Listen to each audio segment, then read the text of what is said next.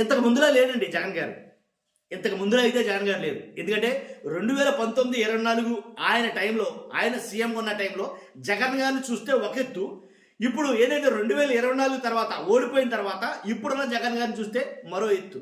ఎందుకంటే అప్పట్లో జగన్మోహన్ రెడ్డి గారు సంక్షేమం, ప్రజలు, ప్రజా శ్రేయస్సు, ప్రజా అభివృద్ధి వీటి మీద పనిచేశాడు. వేరే ఏమీ పట్టించుకోవాలా, వేరే ఎవరిని పట్టించుకోవాలా. అంటే నేను అనేది ఒకే ఒక మాట, సింగిల్ లైన్. జగన్ గారు ఇప్పుడైతే కనుక అందరి బొక్కలు ఎత్తుకుతున్నాడని చెప్పాలా అన్ని విషయాల మీద. ఇది కొంచెం వల్గర్ లాంగ్వేజ్ లాగా మీకు అనిపించవచ్చు, కానీ నిజంగా జగన్ గారు బొక్కలు ఎత్తుకుతున్నాడని చెప్తాను. ఎందుకంటే దాని మీదే మనం మాట్లాడబోతాం. ఫస్ట్ అయితే లైక్ చేయండి, చాలా ఇంట్రెస్టింగ్ ఉండబోతుంది. లైక్ చేయండి, లైక్ చేస్తే ఎక్కువ మందికి ఇన్ఫర్మేషన్ షేర్ అవుతుంది అందు గురించి. అంతేకాదు నాకు కూడా మోటివేషన్ ఉంటుంది. లైక్ చేయండి, మీ బాధ్యత. కొత్తగా మన ఛానల్ ఎవరైనా చూస్తే కనుక పక్కగా సబ్స్క్రైబ్ చేయండి. మీ అమూల్యమైన అభిప్రాయాన్ని కామెంట్ రూపంలో తెలియజేయండి. నేను అన్నది అవునా కాదా? జగన్ గారు బొక్కలు ఎదగడం మొదలుపెట్టాడు. ఎందుకంటే 2019 నుంచి 24 వరకు ఎలాంటి సబ్జెక్టే లేదు. అసలు అధికారంలోకి వచ్చిన తర్వాత అంతకుముందు పరిపాలించినటువంటి చంద్రబాబు నాయుడు గారు హయాంలో ఎవరెవరు ఏమేం చేశారు, స్కీములు ఏంటి, స్కాములు ఏంటి, కేసులు ఏంటి, ఇలా వీటి మీద అసలు పాపాన పట్టించుకున్న పాపాన లేదు. 2019లో జగన్ గారు ఆ కూటమి ప్రభుత్వంలో నాయకులు ఎవరెవరు ఏమేమి స్కాములు చేశారు, ఎవరెవరు ఎంత తినేశారు, ఏంటి ఎవరెవరు ఎంతమందిని హింసించారు, ఎన్ని కేసులు పెట్టారు, ఇవన్నీ ఏం పట్టించుకోలేదు ఆయన. సంక్షేమం, అభివృద్ధి, ఇంకా ప్రజాపాలన దీని మీదే కేంద్రీకరించాడు అనేది చెప్పొచ్చు. ఒకవేళ అలా పట్టించుకోలేదేమో ఇప్పుడు 2024లో కూటమి ప్రభుత్వం బాగా పట్టించుకుంటుందని చెప్పాలి. ఎందుకంటే కనుక ఆల్రెడీ చూడొచ్చు, ప్రతి నాయకుడు, వైఎస్ఆర్సీపీలో ఉన్న ప్రతి నాయకుడు కూడా ఏంటి ప్రతి ఒక్కరి మీద కూడా కేసు అయితే ఉంది, పోలీస్ కేసులు అయితే ఉన్నాయి. కోర్టుల చుట్టూ తిరుగుతూ సరిపోతుంది. ఎవరైతే మాజీ ఎమ్మెల్యేలు, మాజీ మంత్రులు ఎవరైతే ఉన్నారో వీళ్ళందరూ కూడా కోర్టుల చుట్టూ తిరుగుతుంది. కరెక్టే, ఎందుకంటే వాళ్ళు పరిపాలన చేశారు, పరిపాలనలో ఏయో లోటుపాట్లు ఉండొచ్చు, దాని మీద కూటమి ప్రభుత్వం కేసులు పెట్టింది, దాని మొత్తం కోర్టుల చుట్టూ తిరుగుతున్నారు, కరెక్టే. మరి మామూలు చాలామంది అంటే సోషల్ మీడియా యాక్టివిస్టులు, సోషల్ మీడియా ఎవరైతే ఉన్నారో వీళ్ళందరి మీద కూడా కేసులు నడుస్తున్నాయి, వాళ్ళు కూడా కోర్టుల చుట్టూ తిరుగుతున్నారు.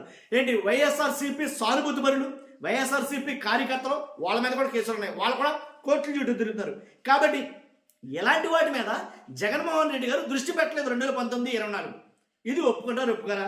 కాబట్టి ఏంటంటే ఇప్పుడు అలా కాదు. 2024లో ఓటమి చవిచేసిన తర్వాత ప్రజల్లోనే ఉండాలని డిసైడ్ అయ్యాడు, కార్యకర్తలతో పెట్టే ఉండాలని డిసైడ్ అయ్యాడు. కాబట్టి ఏది జరిగినా సరే, కూటమి ప్రభుత్వం ఏది జరిగినా సరే దాంట్లో బొక్క ఎక్కడన్నా ఎదుగుతున్నాడు. అదే నేను చెప్పాను. ఎందుకంటే ఏదైతే డేటా సెంటర్, రీసెంట్గా డేటా సెంటర్ ఏదైతే ఉందో, డేటా సెంటర్ తీసుకురావడం నిజంగా అది మా కష్టార్జితం అని చెప్తున్న కూటమి ప్రభుత్వానికి, మీరు కాదు డేటా సెంటర్ తీసుకురావడం, దాంట్లో నా పాత్ర ఉంది అని చెప్తున్నాడు. అలా చెప్పలేదు. నేను అనేది 2019లో చేసినవి కూడా చెప్పలా.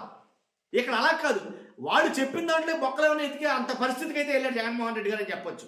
డేటా సెంటర్ కావచ్చు, పోలవరం గురించి నిజమేంటి, అబద్ధమేంటి ప్రతిసారి ప్రెస్ మీట్ పెట్టి మరీ ఏకేస్తాడనమాట వాస్తవం. తర్వాత రైతులకు జరుగుతున్న అన్యాయం మీద రైతులకి సబ్సిడీ, ఇన్పుట్ సబ్సిడీ ఇస్తున్నారా లేదా, రైతులకి పంట నష్టపరిహారం ఇస్తున్నారా లేదా, లేదా రైతులకి గిట్టుబాటు ధర కల్పిస్తున్నారా లేదా, వీటన్నిటి మీద ఆయన మాత్రం ఎగేసి మరి ఏంటి దాని మీద యుద్ధమే చేస్తాడు, ప్రచండ యుద్ధం చేస్తాడు. తర్వాత మెడికల్ కాలేజీలు ఏదో ప్రైవేట్ గారిని చేస్తానని చేసుకొని మన అధికారంలోకి వచ్చిన తర్వాత చూసుకుందని కూడా అన్నట్టు లేదు, బొక్కలు ఎత్తుందని చెప్పాను. అందుకనే మెడికల్ కాలేజీ ప్రైవేట్ గారిని చేస్తే కనుక ఊరుకోం. ఎవడైతే మెడికల్ కాలేజీని ఏంటి టెండర్లో దక్కించుకోడో వాడికి కూడా నేను వార్నింగ్ ఇస్తానని చెప్పేసి డైరెక్ట్ వార్నింగ్లోకి దిగాడు ఇక్కడ. కాబట్టి అంతేకాదు, రాష్ట్రంలో జరుగుతున్న అప్పులు కావచ్చు, తిప్పలు కావచ్చు, ఏవైనా కానీ వాటన్నిటి మీద దృష్టి కేంద్రీకరించి జరుగుతున్న వాస్తవాల్ని ప్రజల్లోకి తీసుకెళ్తాడో ఎండగట్టే పరిస్థితి. అర్థమైంది కదా? ప్రతి విషయంలోనూ ప్రజల విషయంలో ఎండగట్టే పరిస్థితులు అయితే కనుక జగన్ అన్నారు. ఏదైతే కల్తీ మద్యం ఆంధ్రప్రదేశ్లో ఏదైతే జగన్మోహన్ రెడ్డి గారిని ఒక కల్తీ మద్యం అనే దాని మీదే ఓడించారో, ఇప్పుడు అదే కల్తీ మద్యం ఆంధ్రప్రదేశ్లో గొట్లగా తయారు చేసేస్తారు. కుటీర పరిశ్రమలాగా, ఇంటికో పరిశ్రమ టైపులో అదే కల్తీ మద్యం. కాబట్టి దాని మీద కూడా ఒక రకంగా యుద్ధమే చేస్తాడు.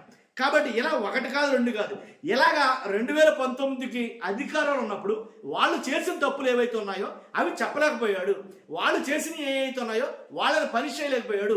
వాళ్ళు తప్పులు చేసిన వాళ్ళ స్కీములేంటి, స్కాములేంటి పట్టించుకోవాలా, వాళ్ళని అరెస్ట్ చేయాలా, కేసులు పెట్టాలా, కేసుల నుంచి విడుదల చేయాలా, పట్టించుకోలేదు. కాబట్టే నాకు తెలిసి 2019, 24 మధ్యలో కూటమి నేతలు ఎవరైతే ఉన్నారో వాళ్ళందరూ కూడా ఆరామ్స్గా ఉన్నారు, ధీమాగా, చాలా ధీమాగా అయితే ఉన్నారు. కాబట్టి ఇప్పుడు అలా లేదు వైఎస్ఆర్సీపీ పరిస్థితి. పరుగులు పెడతారు వైఎస్ఆర్సీపీ నాయకులందరూ కూడాను. పరుగులే ఎలా అంటే కోర్టుల చుట్టూ ఇంటికి, ఇంటి నుంచి కోర్టుకి, కోర్టు నుంచి ఇంటికి, ఇంటి నుంచి కోర్టుకి, కోర్టు నుంచి ఇంటికి, ఇదే పని మీద ఉన్నారు వైఎస్ఆర్సీపీ నాయకులందరూ కూడా. ఎందుకంటే మామూలుగా కాదు, బీభత్సంగా ఊమంటే వేసేయడం, ఆ అంటే వేసేయడం అన్నట్టు కొంత వ్యవహారం.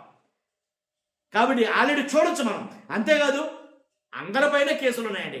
ఎమ్మెల్యేలు లేదు, మంత్రులు లేదు, సోషల్ మీడియా యాక్టివిస్టులు లేదు, కార్యకర్త లేదు, వాళ్ళు లేదు, వీళ్ళు లేదు. జగన్ అంటే చాలు మూసేయడం, వేసేయడం, ఇదే పనిగా ఉన్న టైంలో కూడాను. అంటే ఇలాంటి విషయాల్లోనే జగన్ గారు కొంచెం వీక్ అయినప్పటికీ ఇప్పుడు మాత్రం అలా లేడు. ప్రతి దాంట్లో, ప్రతి అంశంలో, ప్రతి ప్రభుత్వ పథకాల్లో కానీ, గ్యాస్ బండ్లు కావచ్చు, అలాగే ప్రభుత్వ పథకాలు సూపర్ 6 వ్యవహారంలో కావచ్చు, ఏమి ఇస్తున్నారు, ఏమి ఇవ్వట్లేదు, ఎంత ఇస్తున్నారు, ఏంటి, అమ్మకు వందనం అన్నారు, అది ఎంతమందికి ఇచ్చారు, ఎంతమందికి ఇవ్వలేదు, ప్రతి దాంట్లో కూడా జగన్ గారు అయితే కనుక వెతుకుతున్నాడు.